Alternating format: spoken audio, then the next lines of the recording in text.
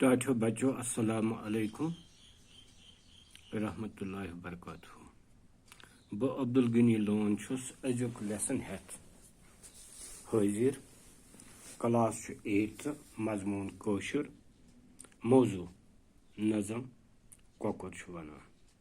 टाठो बच्चों रात युस इम नज़मि हिंद के शार पे तो अत रोज थोड़ा एक्सरसाइज करने तिक टाइम कम बह दिम सरसरी तमिन शारन बे तालीम तो पत करो अत सवाल जो क्या वने क्या खैर म्यून वातान छु कस कस कलो खैरात बुई छुस नीर धांदस निवान छम अश मकाम तत लोल कासान मे छम खिन वल आशिक त्रार प्रारान करान प्रथ कंस बुई छुस पर्द अबन वयान छुस पूर म्यादस पीर सबन बेमारन याम छुस कल पिठ ब फेरान अदय छु प्रून तसरुप दार नेरान वुछान छुस मालिकन छायन त ग्रायन नफस थोमुत पतय छुम ना खुदायन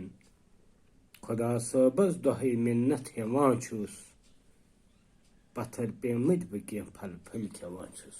टाठो बच्चों अत मज कह सवाल यह जवाब रात हे लिखित कि गोडनुक सवाल छु नीर दांदस क्या छु कलो खैरात आसान।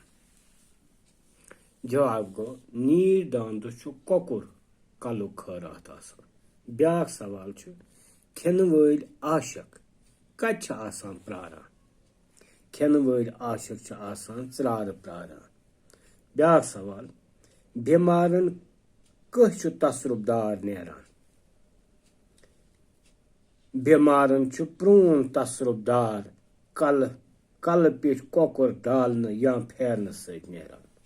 ब्याक तो आखिरी सवाल छु कोकर क्या छु मलिकान छायन तो ग्रायन आसान वुछान। जवाब ताकि सो त्रायस फल तो कोकर खे। बच्चों यह नज़म युस पर यह मज़ाहिया नज़म। मज़ाहिया नज़म क्या गो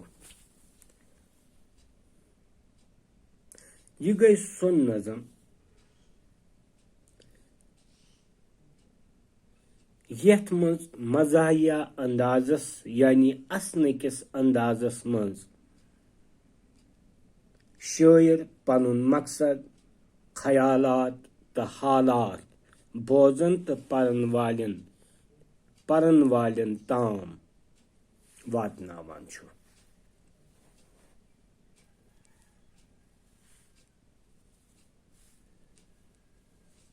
मज़ाहिया नज़म छु असनावान त सोचनावान ते।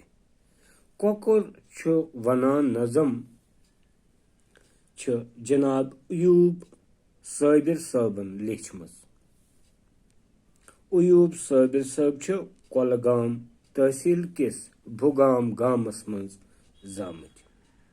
तिम पेशकिन वस्ताद। तिमो छु शुरन हिंद बापत शार सोम्बरन शुरिल तो तारक नब शाया करमज। बच्चों इत पे वोत अजुक टॉपिक अंत। मे उम्मीद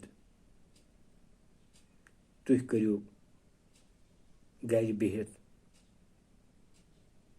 इम्तिहान तैयारी यह कैसा तुह पर्नावान ऑनलाइन या ऑफलाइन तुह तुलियो अमुक फायदे पनुन वक्त करियो न जाय कह।